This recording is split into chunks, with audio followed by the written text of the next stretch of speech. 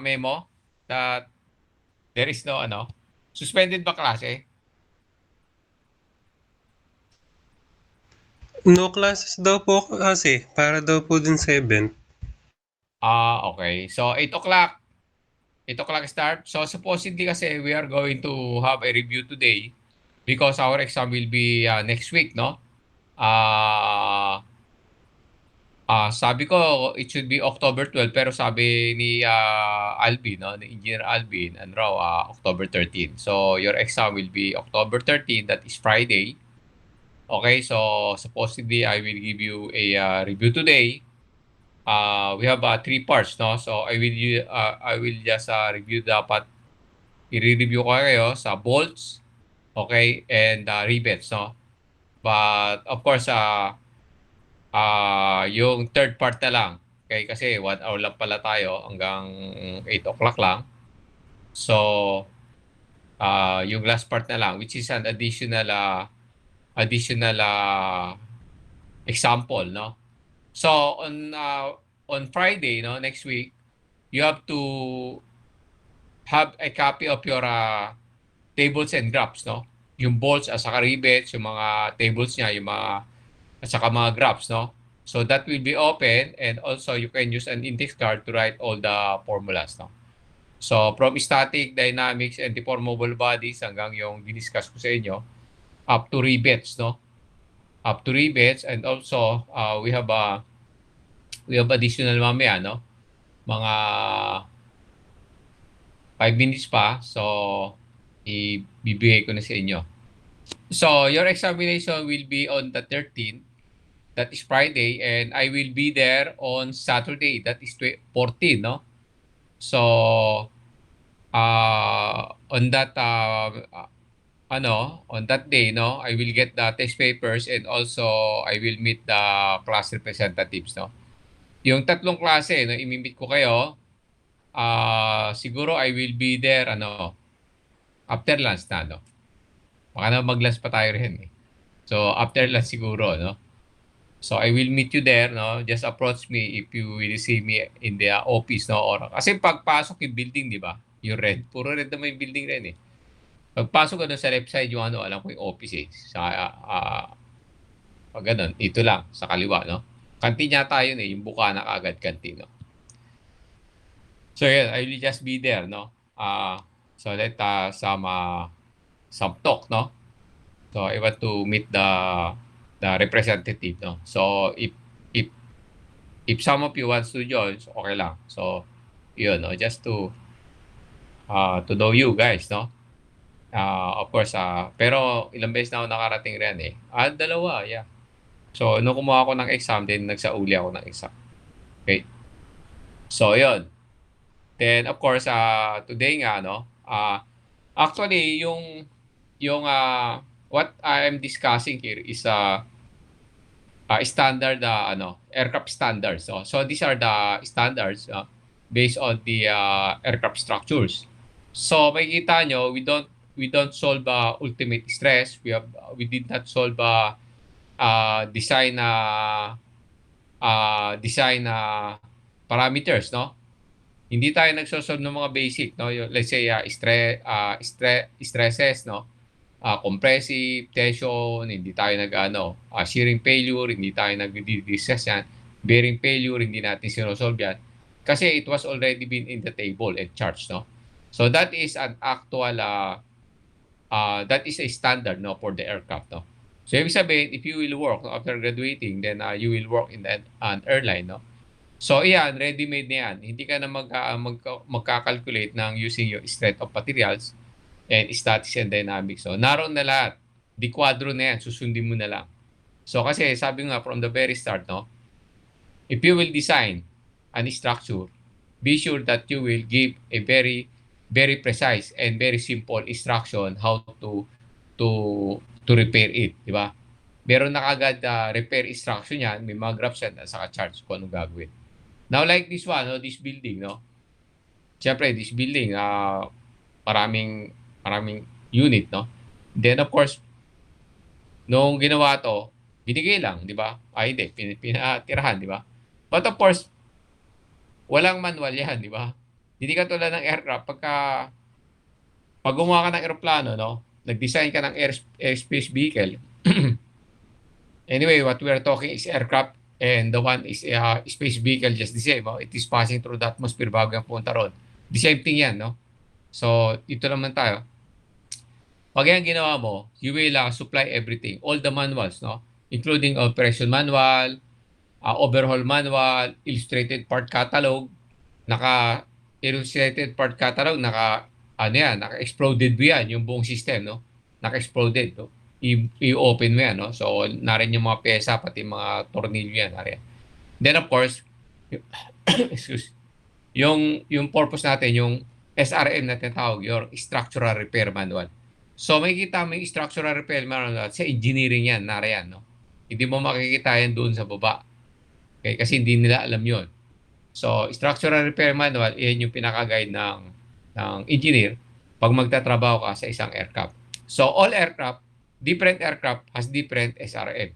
Okay? Iba-iba yan kasi they are different designer yan. So, katulad yan, as I've said, nagsimula tayo sa fittings and connections, di ba? Because from our part, alam na natin na the structures, no, has different components. Maraming components yan. Then, dinudugtong-dugtong yan. So, nagsimula tayo sa fittings and connection. So, how will you connect it? Okay? So, siyempre, you will connect it using bolts or you can connect it using rivets. Okay? So, doon tayo mag-start. Then, later on, papasok na tayo sa mga component, no? Mga component na. So, that is the very basic na pag-aaralan mo natin. Then, of course, sasabihin sa akin, di ba sir, structural repair manual, may instruction na yan? So, automatic yan. Diyan ka na kukuha ng details para magawa mo yung repair. Yes. Then, those parts are already identified by the manufacturer or the designer kung susceptible siya sa damage. So, kaya yan i-prepare na ni repair procedure, no? So, susundin mo na lang yon. Alam niya na yun eh. Di ba, from our introduction to aerospace, sabi ko, yung structure, malalaman natin niya kung gaano kalalakas yung mga component yan. Kung ano-ano parte yung nasasubject sa mga critical stresses, di ba? Una-una yung landing gear, yung wing, yung control surface, lahat yan, di ba?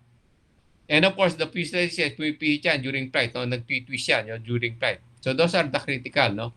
And the designer already put there a margin of safety. So if you will notice from our calculation on bolts and rivets, lagi naka-surface, what is the margin of safety? The margin of safety is good if it is not a negative. Pag nag-negative yan, it is failure already. So yon. So yung pinaka-ano riyan, it should be positive, no?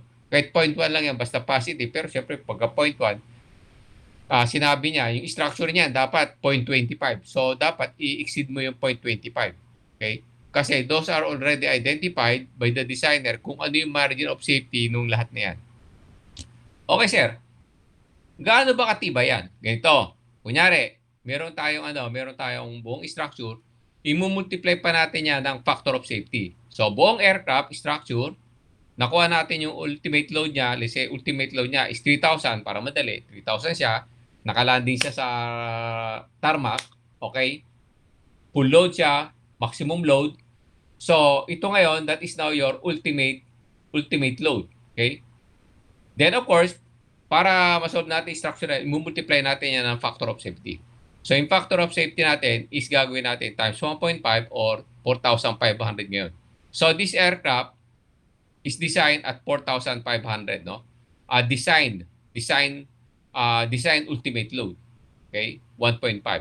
So, the aircraft is now flying with a factor of safety of 1.5.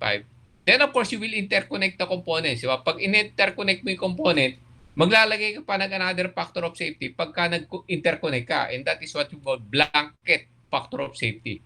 So, other than the structure, which is 1.5, pag dinugtong mo pa yan, maglalagay ka pa ng 1.15 up to 1.2.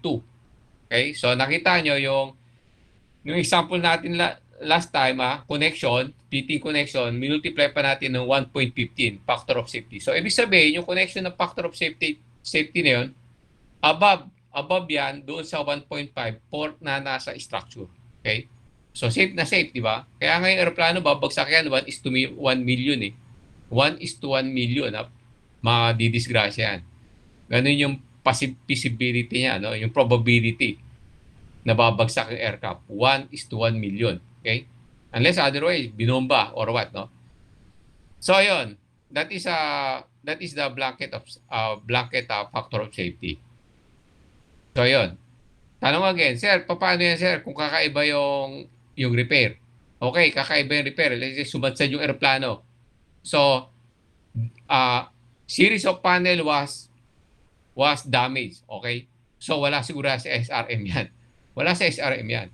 So, what you will do, are you going to send the airplane to, let's say, kung Airbus yan, ipapadala mo ba sa Toulouse, France yan? Siyempre, hindi. Dito may re-repair yan. So, paano yung re-repair? Siyempre, as an engineer, you will repair it based on the SRM, yung mga standard niya yan. But you will make your own repair. And that repair will be sent, the design of the repair will be sent to the manufacturer or Airbus, no? Airbus, kunyari, aircraft. Pagdating ron, iba-validate yan ron ng mga designer ng aircraft na yan. Tapos pag nakita na okay, i-approve yan, ibabalik sa'yo, siyempre, via email lang yan. I-approve yung design mo, pagdating rito, ipapatrabaho mo ngayon yan sa mga technician sa baba. Siyempre, pagka pinatrabaho mo sa technician niya, may instruction niya kung paano nila gagawin yung repair. Hindi mo ibabato yan, mali ba nila? Alam nila magkabit ng rivets, maglagay ng bolts, pero the structure itself, no, how they will manage it, no, they will conduct, no, or how they will install it, hindi pa nila siyempre kabisado yan. So, ikaw yung gumawa ng complex engineering problem, ibigay mo sa kanila kasi yung trabaho nila is already tinatawag natin as kung sa engineer is a complex, sa kanila defined. Defined, no? So, ibig sabihin, detalyado. Pag ibinigay mo detalyado. Pero pagka engineer ka, pag binigay sa yung problema, complex yan. Hindi mo malaman kung paano mo tatrabawin yan. Pero pag yan, binigay mo sa kanila, tapos na, defined yan. Sasabihin mo, ito yung instruction nyo. So, imi-meeting mo sila. Okay? So, yun. So, it needs a, tawag pala rin, Design Organization Approval. Yan, yung European Aviation Safety Agency, no? IASA. Yung overlook, no? Ng safety, no? Regarding the European aircraft na Airbus. Okay? So, darang pa sa 145 or yung part 145 na tawag natin na CAMO, no? Which is the continuing Airworthiness Management Organization. Continuing Airworthiness Management Organization. Now, dito sa Pilipinas, wala tayong CAMO. Wala rin tayong Design Organizational Approval kasi wala tayo ritong gumagawa ng aeroplano at saka nagmamanufacture. Wala. Yung Airbus, manufacturer sila. So, lahat ng trabaho mo, pagka-owner ka ng aeroplano nila, ibabasbas mo sa line. Hindi ka tulad dito, di ba? Po, bumili tayo ng sasakyan. Pag bumili tayo ng sasakyan, nakalagay lang doon how you will use it. Operation manual ay binibigay sa'yo. Okay? Sa aircraft, pagka bumili ka ng buong aircraft, no, isang aircraft, isang cabinet yung manual. Ang dami niya manual na yan, no? Nakaterbang manual, no? Iyan ang produce ng ano. And of course, that is of course to say to ensure the safety of flight, no? And aircraft operation. So meaning, Kas, ito yung binibigay ko sa inyo is already what we are doing in the industry. Ito na, okay? So, sabi nga sir, paano yan, sir, kung may manual na yan, ibigay ko sa high school graduate. Kaya niyang basahin yan? Yes, mababasa niya kasi may graph malalaman niya, tensile strength ito. Pero alam niyo ba yung tensile stress? Alam niyo ba yung bearing? Alam niyo ba yung single shear? Alam niyo ba yung double shear, di ba? Kaya niyo ba solvein yung basic niyan? Mababasa niya, pero limited.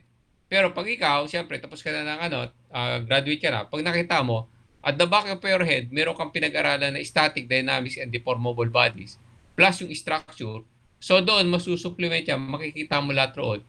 Malalaman mo, nai-imagine mo kung ano siya. Nakikita mo kung ano nasa SRM.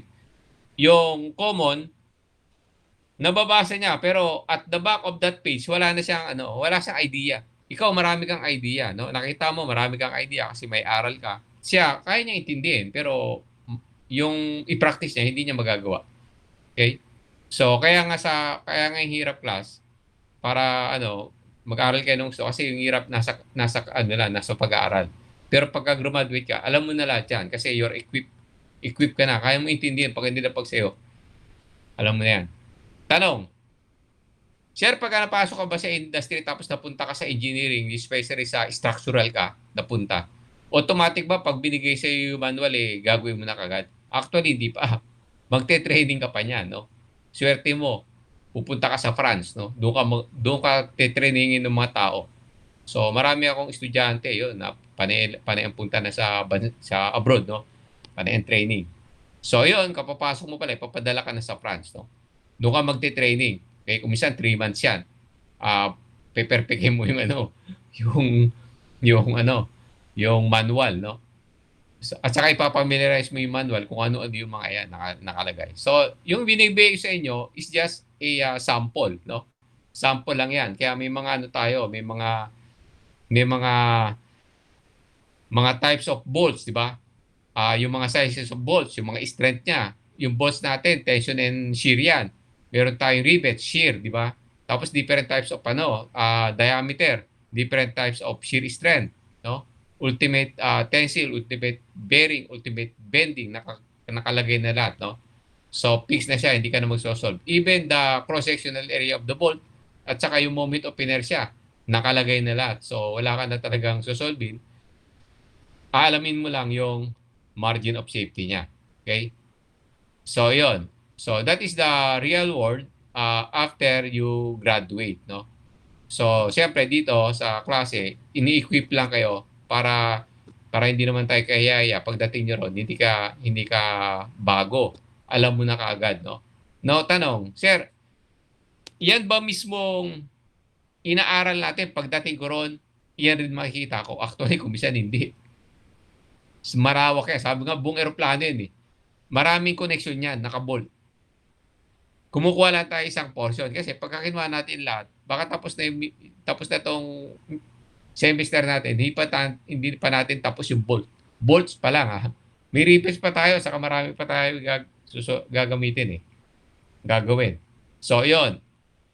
So, yun yung ano ko, para klaro yan gusto ko, from the very start kasi, di ba, nililinaw ko na sa inyo kung saan tayo pupunta. So, we're studying, pero sinasabi ko na yung next step. Saan tayo pupunta sa susunod? So, para medyo mag-interest ka naman, no? Kasi baka hindi ka interesado eh. So, para malami, ganun pala, may kasunod pa pala, no? Hindi ko sinasabi na ito tayo, yung bukas, mali ko ba?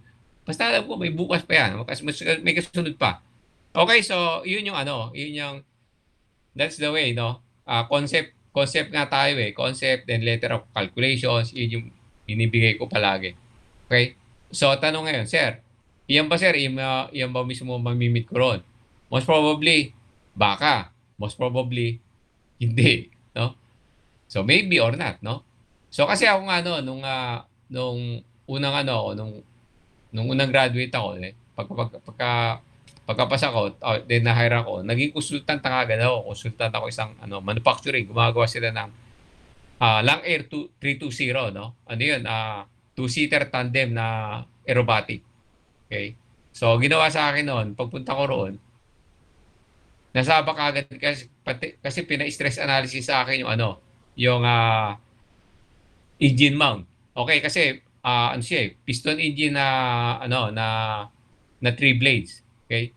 So, dito yung piloto, tandem, meron pang isang piloto sa likod. Aerobatic siya mabaliktad yun. Pinapa stress analysis sa akin yung engine mount. Yung engine mount kasi dito sa katawan ng aeroplano sa piston, nakakabit yung rectangular. Nakabolt yun. Nakabolt.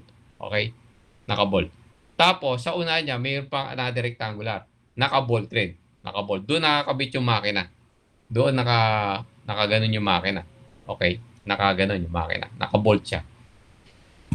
Yung problema ganito. So, may rectangular ako rito.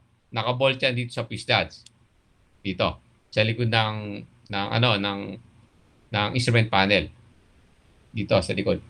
Then of course, yung connection ng ng engine mount dito sa dulo, rectangular. The problem, hindi siya nakagitna. Yan ah. Okay na sana kung yung rectangular sa unahan, nakagitna.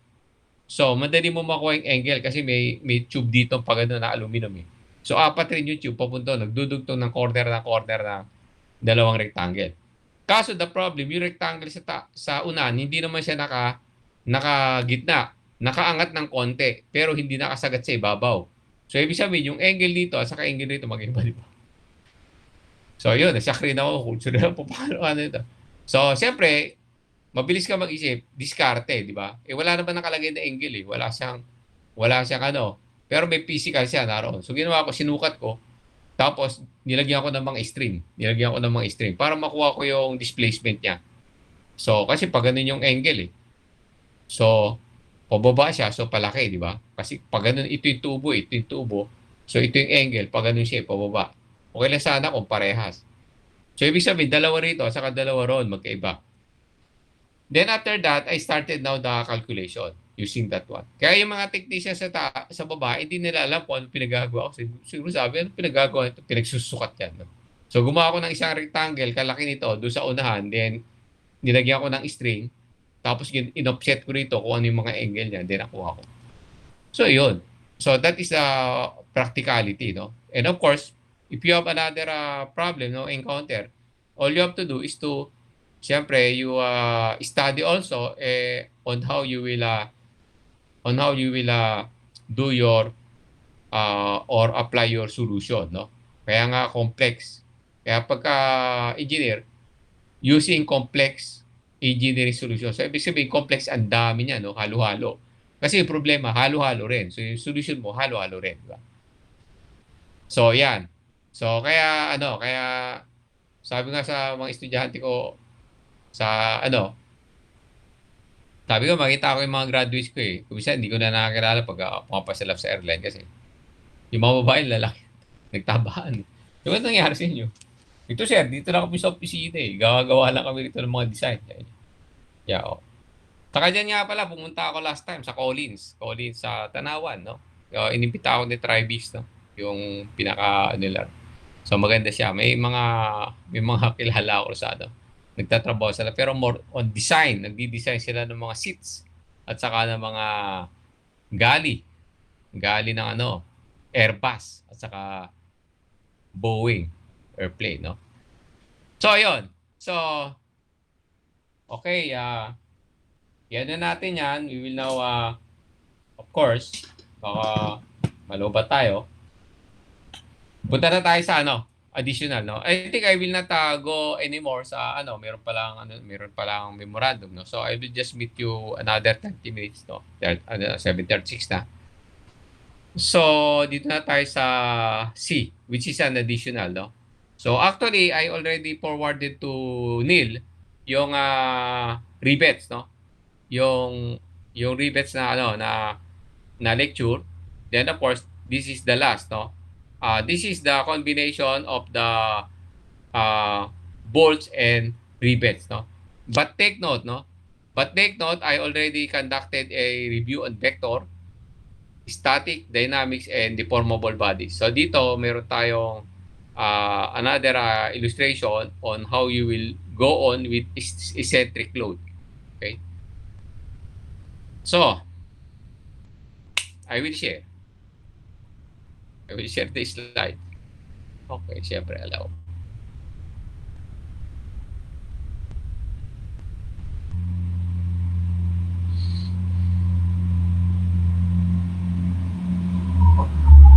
Okay, this is now your analysis of joints. So, the analysis of joints is for bolts and rivets. So our first lecture is regarding the bolts, and the second one is regarding the rivets. Now, today, we will have the analysis, no, of joints. Okay? So, let's have here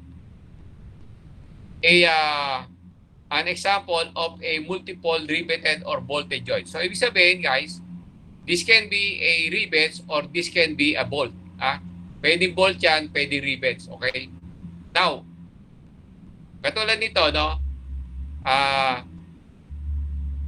ito kasi under shear yan, di ba? Puro shear lang yan eh. So if there is a load here, downward and sidewise, the load is only shear. This pin. Kasi yung bolt kasi pwede rin natin tawaging pin. Kasi ito kunyari ito yung bolt. Okay? May pagtutugtong tayo. So ilalagay natin yan. Okay, may bolt siya, may ulo. Okay? May nut yan. Pero actually, if the forces is sideways only, so ibig sabihin, this bolt is subjected to shear. Okay? So, pwede natin itong palitan, no? Instead ng bolt, pwede natin palitan ng pin. Pin rin siya, without a hole, kasi hindi naman, without a head and a nut, kasi hindi naman siya subject sa tension. Hindi siya subject sa tension, di ba? So, shear lang siya, shear, yan. Shear, okay, shear lang siya. So, kahit wala siyang ulo, wala siyang nut, okay lang yan. So, we can call this a pin. So, yung pin yan, pwede yan na ganito siya. Okay, you will just put a hole there, a hole. You drill a hole, then you put a key or a cutter pin. So, yung cutter pin, nilagay mo cutter pin siya, hindi huhulog yan. Okay? Hindi huhulog. Parang yung panghila yan, no? Sa likod ng SUV natin, di ba may panghatak rod? Yung panghatak, siyempre may ganun yan, may lock yan. Pag ganun. So, pwede mo lagyan ng pin, di ba? Sinusuotan ng pin yan. But that pin is not a bolt. That is a pin. Kasi that pin will only be subject to shear. But be sure that the grip surface or the shock surface is free from thread. Okay? Para malakas siya. Dapat niya wala thread. Baka naman nilagay mo puro thread. Babalugtot to, no? Kasi mahina siya. Kasi nabawasan yung area niya. Okay? Surface area niya. So, ito tayo. So, sabi niya, meron siya load na horizontal at saka vertical load. So, may kita mo, may distance tayo rito, Yan ako na kagad to. Para mabilis. Okay, ito. So, may kita mo, ito, 1 and 1 up yan. Okay? Ito ngayon, 1. Then, we have now your PB is downward, this one. And we have PH, which is positive, going to the right. Okay? Since this is a 4, 4 yan 4. 1, 2, 3, 4. Okay? Kukunin natin yung centroid niya. So, syempre, kukunin natin yung gitna niyan dito, sa gitna. Okay? This is the centroid or the center of gravity. CG niya. Ito nga yung distance na to, at saka distance nito, at saka distance nito. Hoy, wala ng tinta. Okay. Parehas yan. Pare-parehas yan. Radius na yan, radius na to, at saka radius na to, pare-parehas. Tanong, sir, pwede bang yung radius hindi pare-parehas? Huwag ka naman mag-design na gano'n, no? Kailangan niya symmetrical. Symmetrical, huwag ka maglalagay ng rivet na naroon, yung isa dito nakadikit. It should be symmetrical, Okay? So, huwag mong ibato yung rivet, huwag mong ibato yung bolt or pin. Yan, tapos kung saan sa bumagsak, doon mo ikabit. Hindi. Kailangan may R3 niya, no? So, let's say yung 200 mo na to, downward, divided by 4 yan. Okay? So, may kita mo rito 50 downward. That is the force downward which was created by the 200 pounds downward. Then, yung sa 1,000 naman, siyempre, 4 yan. I-divide mo siya sa 4 rin. So, we have now 250.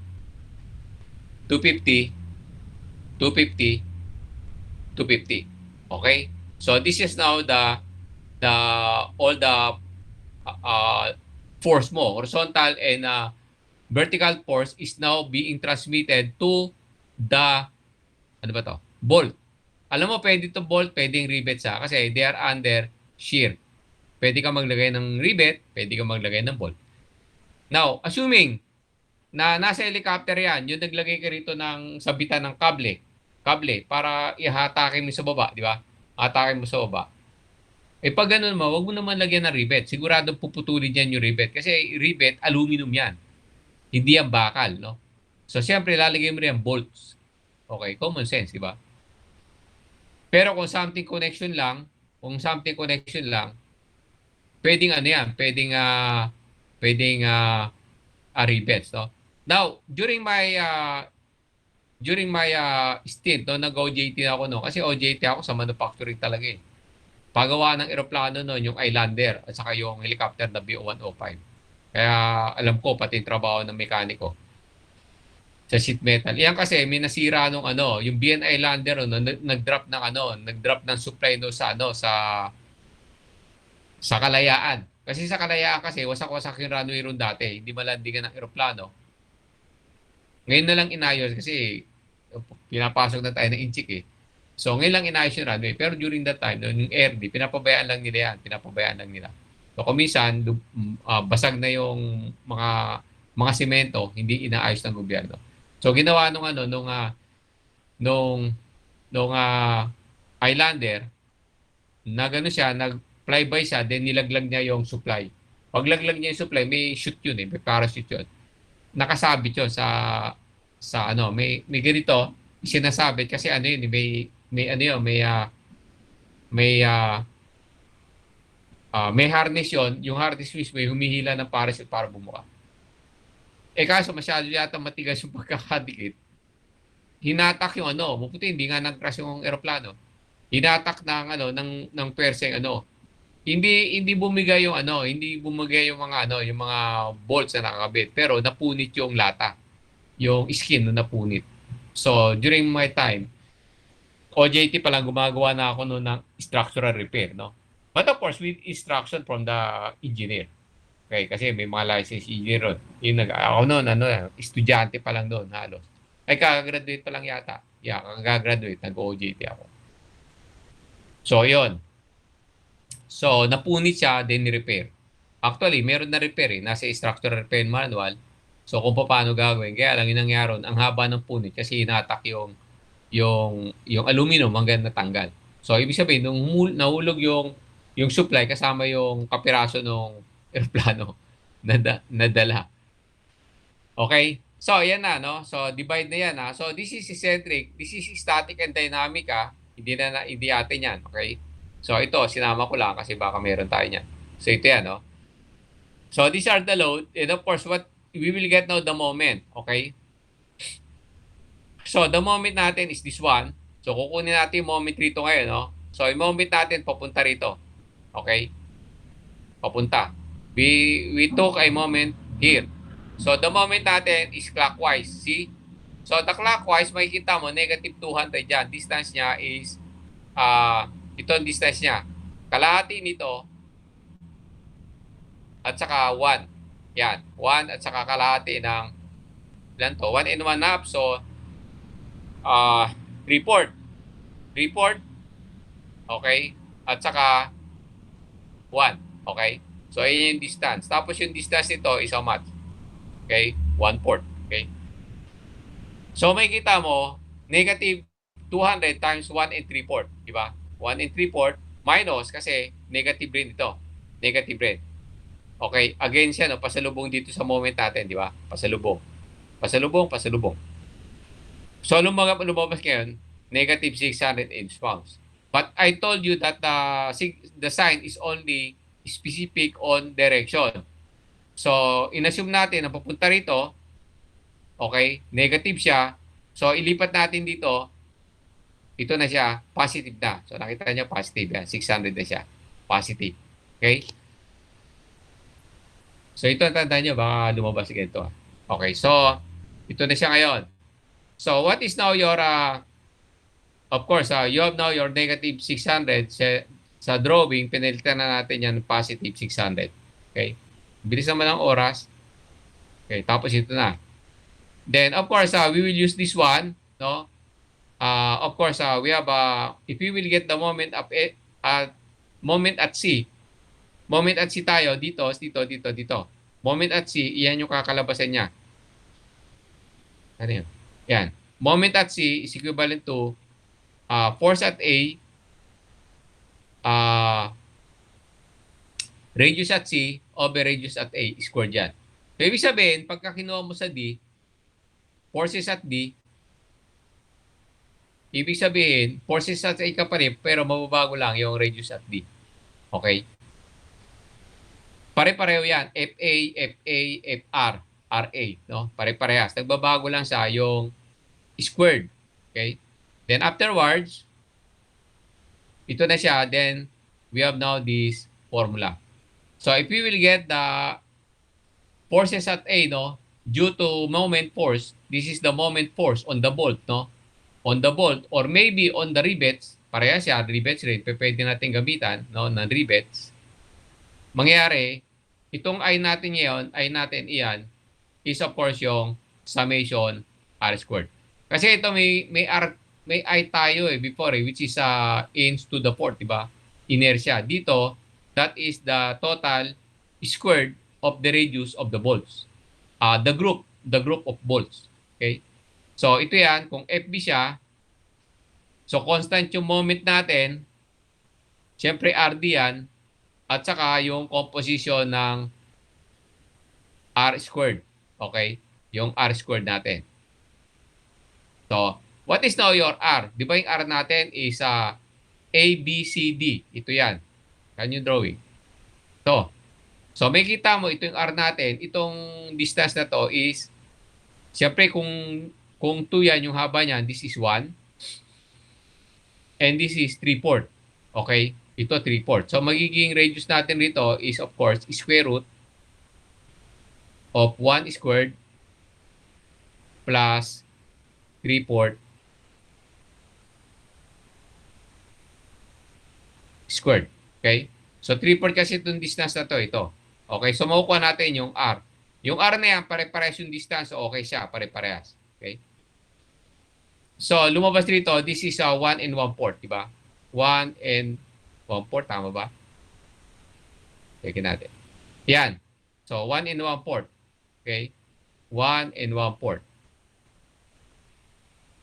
So, siyempre, sabi niya, summation R squared yung I. So, pare-parehas naman di ba? So, 1.25 siya, squared, 4 siya. 4 na radius.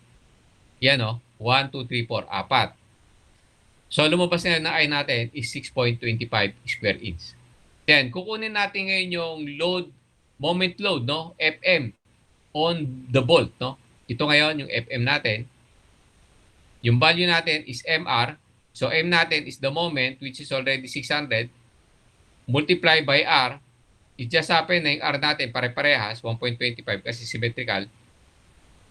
Divided by this, lumabas ngayon, yung force due to the moment load is 120. Balik tayo sa figure. So ito ngayon, di ba, makita mo, paikot siya rito. Ito ngayon yung corrected rotation natin. So kung 120 yan, iyan ngayon yung 120 natin. Yan, yung 120. 120 natin. May 120 pa tayo rito. At saka meron pa tayong 120 riyan. Di ba? Dati ginagawa natin to di ba? Pagka ginagawa natin yung vector, bine-vector natin, di ba? Ito ngayon, based dito mismo sa itsura ng bolt kinukuha. Okay? So kung nakita niyo yan, makikita mo riyan yung movement ng 120, no? Yung movement ng 120 is perpendicular.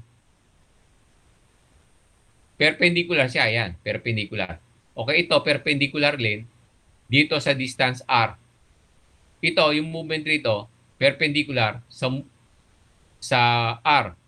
Yung movement rito is perpendicular sa R, pero alinsunod siya rito sa rotation ng moment natin.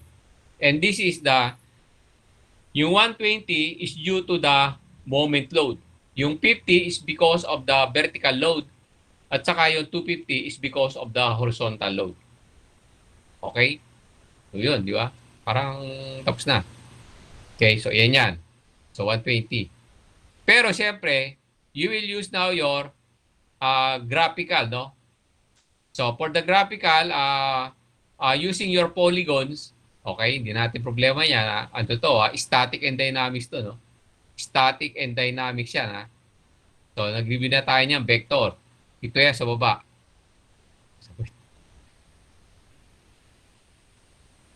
Siyempre, i-consolidate mo siya rito. Ito yung 250, ito. Ito yung polygon natin. Klasa, medyo lang, pero this is a polygon. Yan, itsura niya, no? Pagka pinalakihin yan. Okay? So, how will you solve that, no? So, yan ang problema nyo. Paano solve din yan? Okay? So, hindi yan kasama rito. So, static. So, balikan nyo yung vector, ha.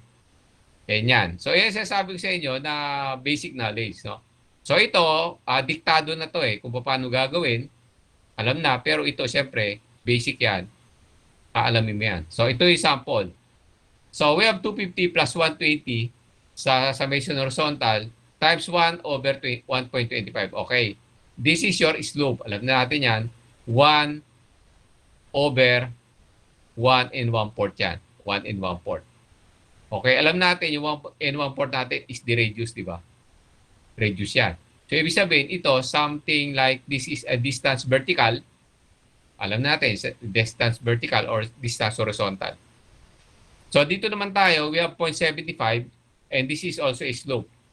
So, this is a 3/4 over 1 and 1/4. Okay, slope rin yan. Okay? So, kasi this is a slope based on your vertical and this is a slope based on your horizontal. So, polygons lang yung assignment nyo yan. How to get the polygons. Pag nakuha nyo, ito na yung sample, you will get now this, get the square root of the 2, then square root, the sum of the square root of the 2, the square root of the sum of the 2. Okay, your resultant now is 366.88 pounds. So, yan. Yan lang inahabol ko na review, ha? So, we have 6 minutes. Pero, palampasin natin ng konti, So, we have another one. Illustrative example, no? Assuming naman na meron tayong 6 na, ano to? Okay, may 6 tayo na fittings, no? So, hindi naman sinabi, rivets or bolts, no? So, basta fittings yan. And of course, 6 siya na 1/4 yung diameter. Yung horizontal niya, 8,000. Vertical niya, 3,000. Yung moment niya is 8,000 times 0 plus 3,000 times 3 is equals to 9,000. So, dito tayo. Ito siya ngayon. Okay? So, nakita mo double shear. Double shear. Double shear yung rivet to rivet. Okay. So, itong channel natin is 0.071 thickness yan. Ito yung materials niya, 20-20-43 kalat. Ito ngayon, yung thickness ito is 516, 20-20-43. Yung rivet natin, ito nga, rivet natin is 2117 T31, no? T31, 1/4 diameter, 6 siya. 1, 2, 3, 4, 5, 6. Now, dito ngayon, makikita natin itong radius na to. Siyempre, no? From here, makikita natin. Alam na natin itong radius na to at saka niyan. Okay? So, symmetrical siya. Pareho yung radius niyan. Radius nito, at saka radius nito, at saka radius nito. Pare-pares. Ito naman magkaiba, yung radius niya. So, itong dalawa na to, pasaway ito. Yan yung may radius siya. Okay? Now, syempre, yung 8,000 natin divided by 6, yan. 1333. Yan. 1333. Parang kayong kanina rin, di ba? Nagawa na. Yan, at saka yun. Then, of course, we have 6,000. 3,000 pala divided by 6. 6 yan. So, ito yan. 500, 500, 500. Alam na. Siyempre, alam mo kung ano tong 12 na yan. 1289 na yan. 1289 yan. No? 1289, 1289. Maliit lang yung sulat So, alam mo na yan. That is the moment force. So, meron tayong distance dito. Siyempre, yung distance nito is of course, distance nito is 1 and 1/2. So, ano yan? Kalahati yan ng 1.5. 1 and 1/2 yan So, over 2. Okay? So, that is 1. Ganyan. 1.5 divided 2. Basta 1/2 divided by 2 yan, no? Tapos itong distance na to is of course, yung distance nito is 1 and 1/4. So magmula riyan hanggang dito is of course kalahati ng 1 and 1/4, di ba? 1 and 1/4 over 2 yung distance niya. So makukuha natin yung radius na yan. Pare-parehas yung tatlo. And of course, this distance is the 1/2 of 1 and 1/4, di ba? Itong distance niya. Yan yung R nila. RF at saka RG. Okay? So, ito na siya. So, 133 at saka 500. Nakama natin. Then, we will now get the I. Yung I natin, summation R squared. So, yung apat na to, 1, 2, 3, 4 na yan, pare-pareho yung radius niyan, yung apat, di ba? So, yung radius ng apat is 1.625 squared times apat sila. Then, the other one, plus. Kasi siyempre, isama mo rin yung F and G. Ito naman yung radius nila, dalawa lang sila. So, ito, dalawa lang sila. So, squared mo, multiply mo by 2. So, ibig sabihin, 4 plus 2, anim na ano yan, na rivets, no? So ito ngayon lahat-lahat yung I niya, 1134. Alam natin yung moments natin, di ba? 900 yan. So balik na naman tayo, ganun rin. So 9,000, okay, times 1.625. Siyempre this is the radius, no? Ano yung pinaka-radius na to? FC yan, FC. FC. So yung FC na yan, asan yan? Sa isang volt lang yan, ha? Ito. FC, ito. Itong bolt na to. Dito lang natin ginawa. So, nung nakuha natin yung 1289, 0.66, no? FD, this is now sabi, BDNE, okay, saan yung sulat? BDNE are the same as C, right? So, titingnan mo, BDNE, B, ito, D, E, R pare-pareho ng C. So, ibig sabihin, yung ano nila, yung load nila, pare-parehas, sigurado. So, load natin, pare-parehas. Okay? So, ito, 1289, no? So, asan niya ngayon? Ito yan. So, ito yung 1289 na yan. 1289 yan, ha? 1289, 1289, 1289, 1289. So makikita mo, this is perpendicular dito sa gitna. Okay? Sa gitna, perpendicular yung takbo niya. Perpendicular. Kasi ito ginamit nito, pare-pareho ng ano to, ng radius, which is 1.625. Okay? 1.625 yan. 1.625 yung radius, pare-parehas. Tanong, sir, paano sir ito? Ito, at saka F at saka G, di ba? Actually, yung F at saka G na yan, halos wala na yung hindi yung critical rivet. Hindi, or kung lagyan mo ng bolt, hindi yung critical bolt. Kasi yung sasalo nitong load na to, yung 8,000 na to at saka 3,000, yung extreme. Ito yung extreme natin, no? B, C, D, E. Yan ang extreme. So, ibig sabihin, pag iyan pumihit, yung lalaban sa galawan dito are the four na rivets na naka-deploy sa labas. Yun yung lalaban. Itong dalawa rito, wala yan. Those are not critical, no? So dito ngayon, hindi na siya masyadong binigyan pa ng importansya. Ayan, no? Hindi na kinuha, di ba? Kinuha lang natin yung extreme. So ibig sabihin, yung extreme load natin is of course 1,289.68. Okay? So sabi rito, since the arm R to the rivets F and G is only 0.625, the load due to the moment will be considerably smaller and thus this rivet will not be critical. Okay? So yung F and G natin is not critical. Okay? Kasi ang baba lang ng 0.625 nila. So, yung pinakasasalo ng load talaga, na horizontal sa vertical, yung naka-extreme, nasa dulo. Yun ang critical.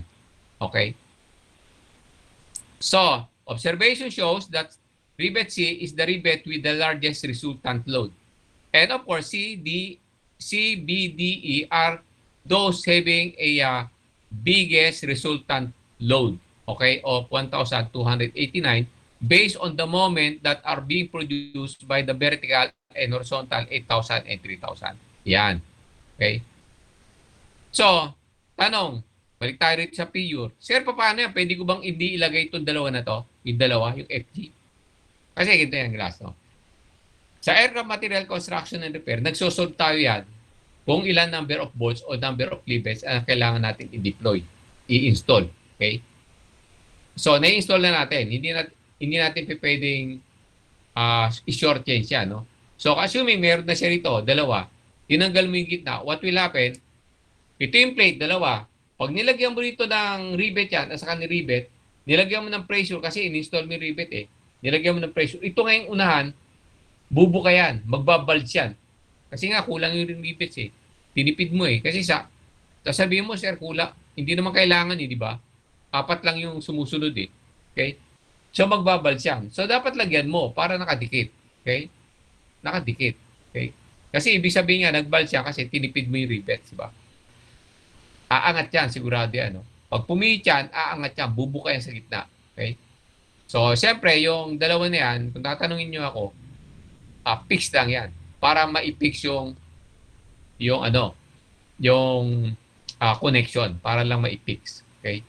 Pero actually, it will not do help because the critical rivets, no, or the critical bolts are those which are on the outside extreme, no? Nasa extreme siya, position. So kanina, binigyan ko kayo, symmetrical, 4. Ngayon, may 6 tayo, may sobrang 2 sa gitna. Okay, so sa tingin ko, kaya nyo na. Okay? So again, polygon na naman. So, tira tayo ng polygon. Yan na may polygon natin until sa time na lumabas tayo rito. Okay?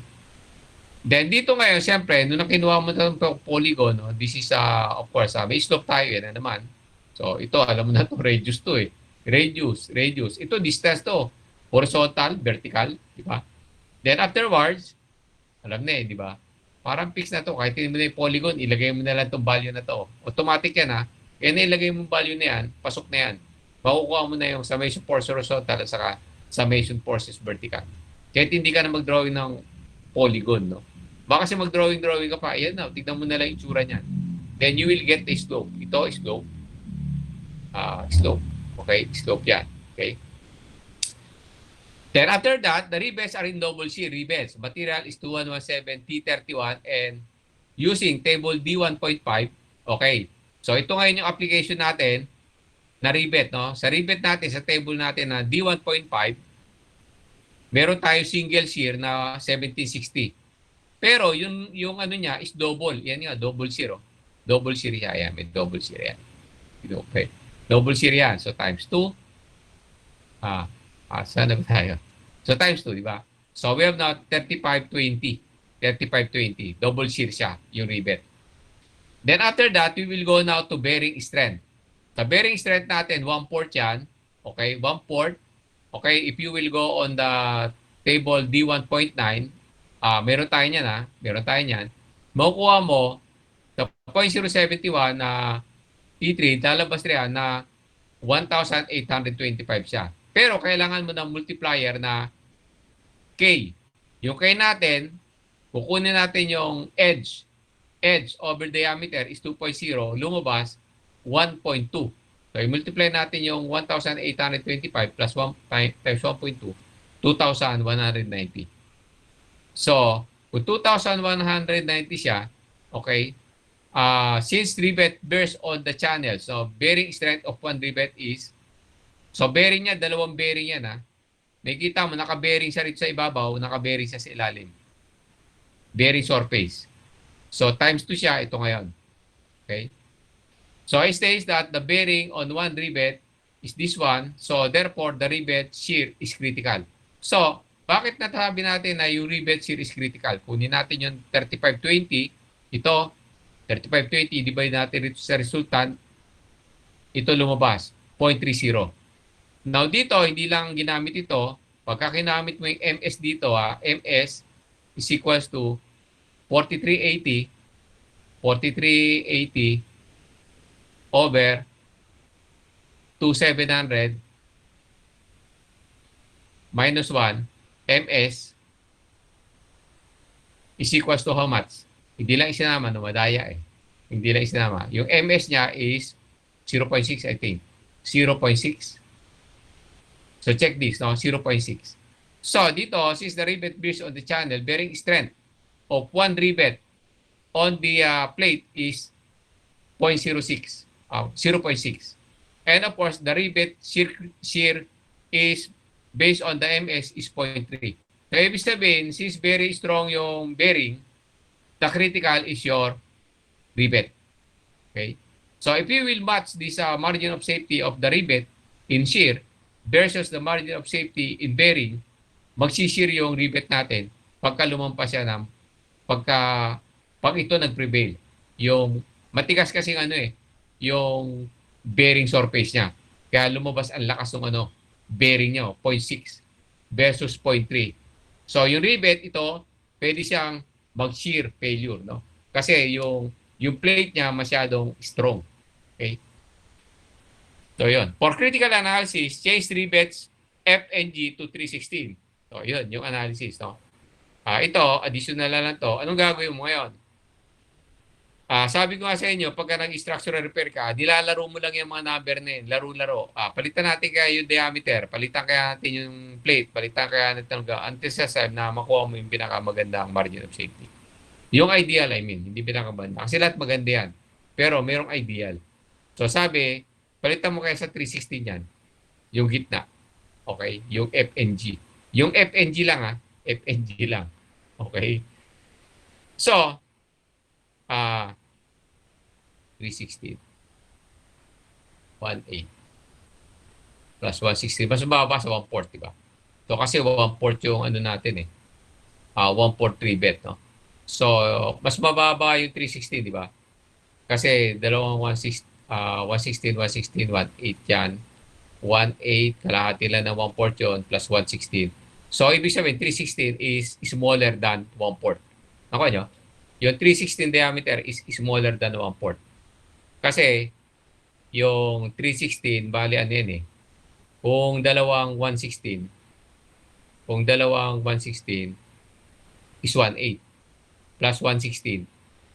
So, hindi siya abot, no? Mas mataba yung 1/4 kaysa sa 316. Okay? Ayan.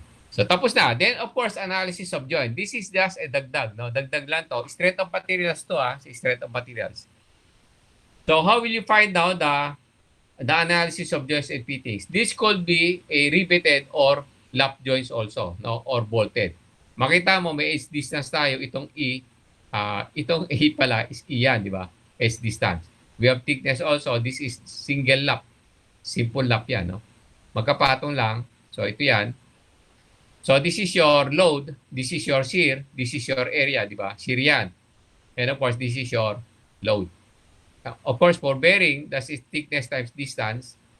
Okay, thickness times distance. So, alam natin yan. For failure intention, sabi, pagka failure intention, it should be included yung B, which is the distance. Distance nito, ng rivet to rivet, is B. O yan yan. P is thickness, B minus D. And this is your area. So, pwede mo magawa P, yan na siya. Okay? So, tensile. Then also, we have shear failure. Siyempre, under shear siya. Of course, yung edge distance times your thickness. Okay? Yan, sa shear. Okay?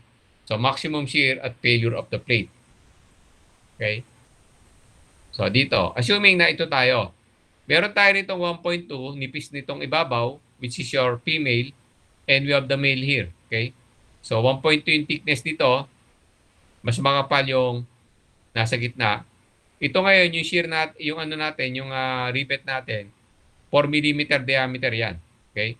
Then, double shear yan kasi may strap, naka-strap siya kabilaan. So, ito yung, natin yan. So, this is the edge distance. Tensile stress nito ng plate, 125. Shearing stress ng rivet is 120. Tinatanong ngayon yung spacing. Ano yung spacing ng rivet na gagawin natin para dito sa installation na to? So, ito yan. So, ito yung given. Then, of course, this is the instruction. So, we have now the area, no, is of course B minus 4 times 255. So, ito yan. Ito yung natin, di ba, spacing. Pero yung area niyan under is, ito kasi 1/4 yung diameter nito So may kalahati siya ng bawas May kalahating bawas dito. So minus 2 mm yan. 2 at saka 2, 4 mm. So ibig sabihin, itong distance na to, bawasan mo ng 4 mm kasi nabawasan yung area doon, di ba? Tapos yung thickness is 2.5. So ito siya. That is now the area under bearing, di ba? Then, of course, for failure to load, no? This is now your B minus 4 times 2.5. Siyempre, yan. Okay, that is your AP and your tensile stress. Now, the tensile stress is what you will use if you will get the bearing stress. No? Kasi wala naman tayong tinatawag na bearing stress yan. Tensile. Kasi tensile, yung hatak niya dito, yung hatak niya rito at saka hatak niya papunta ron. Okay? So, tensile. Under tension yan, pero gagamitin mo bearing area. Okay? Then, of course, what is the area of the rivets? So, area of the rivet is pi d squared over 4. Diameter is 4 mm. So, ito siya. Kaso dalawa siya, isa rito at saka isa pa sa baba. So double shear times 2. So the total area under consideration is 25.2 mm. Okay? So ito yan. So there is a correction here, 125 yan. And of course, after that, ipasok natin dito, since your PF, no, failure load is equals to this. If you will check the units, so millimeter squared, Newton, millimeters, Newton dapat siya. Okay? So, substitute natin ito, ilagay natin ito rito. Okay, ilagay natin yan diyan. Tapos yung isang equation natin na ito, B minus 4 times 2.5 times 125 Newton meter squared. Dito yan, di ba? Ito, 125 Newton meter squared. Isub mo rito ngayon, simultaneous siya. Kasi sabi, kailangan raw sabay simultaneous na mag-fail sa shear at saka simultaneous mag-fail sa tension. Okay? Sabay magpe-fail yung shear at saka tension, ano ngayon yung distance ng rivets. So ito yan. So meron tayong sa shear, of course, this one, failure to F, no? PF, and we have this one. Okay? And we just found out na yung distance, no, the B, siyempre, yan, lumabas 13.7 mm. Now, makikita mo, 13.7 niya, may sobra, di ba? So, ganun yan. So, kailangan whole number. So, ano ngayon yung rivet diameter natin? So, wag mo na gamitin yung 0.7, 13 na tayo. 13 mm. So, yung 13 mm, medyo sumikip pa ng konti. Okay? So, yan ngayon yung mga distance ng rivet na ilalagay mo, 13 mm. Tanong, let's say sabi ko, di ba, nagko-compute rin tayo ng number of rivets kung how many. Sa how many naman, pagka lumabas 13.7, pag di-round up mo yan, wala kasing 0.7 na rivet, no? 14 yan. Huwag mo gagawin 13 kasi short ka. So, kunyari, 13.7, number of rivets is 13.7. Kung gagawin mo buo yan, 14 yan. Pagka distance niya is 13.7, pagka ginawa mong buo, 13. Okay, so mas maganda yung 13 kaysa sa 14. Kasi 14, maluwag yan. Okay? So, medyo dikit yung mga rivet pag 13. So, ito yan ngayon. So, if we will get now the joint efficiency, ito yung equation natin. But of course, we can simplify this as this one, no? So, any efficiency, kunyari, magle-layout kayo sa bahay nyo ng mga connection, ito yan, no? Distance minus diameter over the distance. Iyan ngayon yung efficiency ng rivet mo or bolt. So, makikita mo rito, distance natin is 13 mm minus 4 mm over 13 mm. These are the distance. Okay? Okay? Distance minus diameter ng bolt or rivet divided by the distance. So, lumabas is 69.23%. This is the efficiency of your connection. Now, ako tatanungin mo, Sir, okay na ba 69.23? Dito sa problem, okay yan, but I will not accept that. No? Ang baba niya. Dapat at least nasa pataas, 75 pataas dapat yung efficiency. Okay? So, yun. Then, the rest, no? The rest, okay. Give me another, ano. Diba tayo? Okay, Adrian. Ayun pa ang ano, tatanong pa. So, Adrian. Hand. Raise hand. Yan si Adrian. Okay, tapos na natin, Anyway, review lang to. Ito kasi, tapos na to Nakakuha nyo na to Strength of materials to Inaano ko lang sa inyo kasi baka gamitin nyo. At least meron kayong reference. Dito tayo. Group riveted joints. Okay, kunyari, may P tayo rito. P and P. Naglagay ka rito ng layout. Ito, 3, 2, 1. Siyempre, dito sa kabila, parehas yan. Parehas yan, Magkamukha yan, symmetrical yan. So, ito, 3 times P. Kasi ito, 3 yan, di ba? Divided by 6. 6 kasi da. 2 times P over 6 kasi 6 sila. 1 over 6, 1 times P over 6. Isa kasi yan.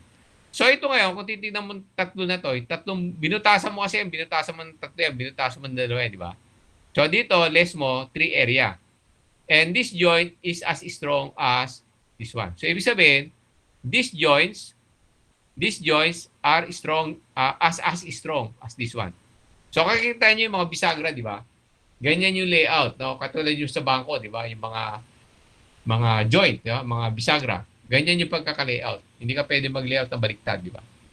Okay. So dito, this is your eccentrically load. Nabigay ko na to kanina. This is more on illustrative example. Yan. Ito yung moment, oh. Moment. So iyan yung moment. Multiply by R over I. O nyo? So this is now your S. Pero tawag natin yan, force due to moment. Force load due to moment. Ngayon, sabi dito sa strength, S yan. So hindi ba iba pa kasi? So ito yan, sample. So example, yan. Okay, kung paano nyo makukuha yung eccentricity. May sample na tayo kanina, no? Yan. Okay. So the same yan with our illustrative example kanina. Okay. Yan. Polygon, no? Yan ang force tapos. So, yan, So, patas, Naibigay ko na sa inyo, review nyo yan. Yung polygon, hindi ka naman maggagawa ng polygon. Yun ang mismo yung equation, eh. Yun ang mismo yung equation. Hindi ka na magpo-polygon. Yun ang standard. At saka susundan mo lang yung slope. Yung binigay na slope. Di ba? O, Adrian, nag-raise ka. Open. Ayaw. Okay, so I think that's all, para ma-enjoy naman yung Teacher's Day nyo. Teacher's Day pala ngayon, no? Okay, so check natin.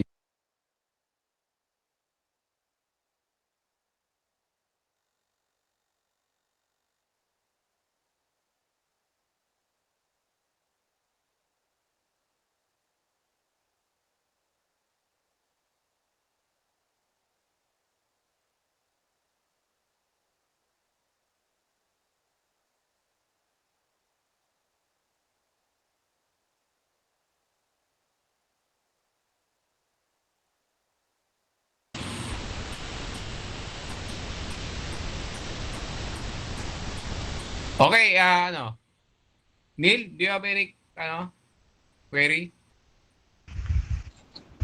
Sir, ask ko lang po kung may type of examination po, kaya ano po yung type of examination po nung midterm? Ay, hindi ko pa alam. Pero na-set lang namin yung date kasi nag-text sa akin, akala ko this week. Sabi niya, sir, next week, ano sir gusto niyo yung time? Sabi ko, ano yung gusto mong day? Sabi ko, ano na lang, ngayon mong Thursday. Sabi niya, sir, walang room. Sabi niya, pwede pa sir Friday. Sabi ko, Friday, di October 13. October 13, pero yung time hindi niya binigay sa akin. So sabi ko, I will forward the questionnaire a day before. Kasi sila magbibigay ng exam. So I will not be there during the examination. They will give the examination, but I will be there on Saturday to get the exam.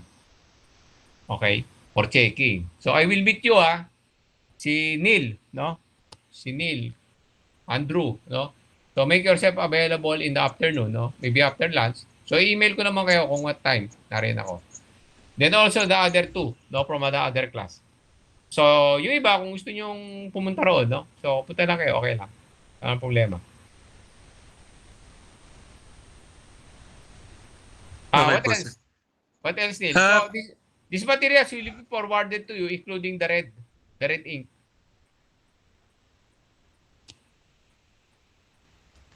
Sir, in case po na may mga computations po, pwede po ba kami magdala ng mga copy po ng formulas?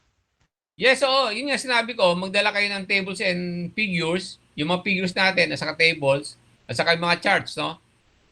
Yung charts, yung AN bolt na ganon. Pwedeng printed na lang din po yung tables kasama po ng mga formulas po. Yeah, ito, mga printed yan. Yeah. Printed, saan po ba? Yan, no? So, okay naman yung pag-print. Malinaw naman eh. Malinaw siya, yeah. Ito, na ano ko na to eh, na ano sa ba iba?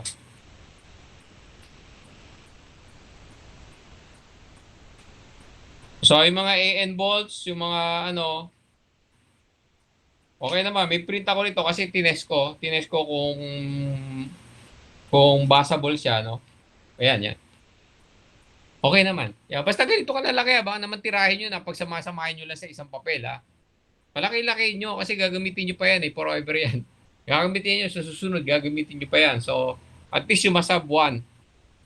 May 1 ka na riyan. Tapos susunod, may 2 ka na. So, yan. So, na-check ko na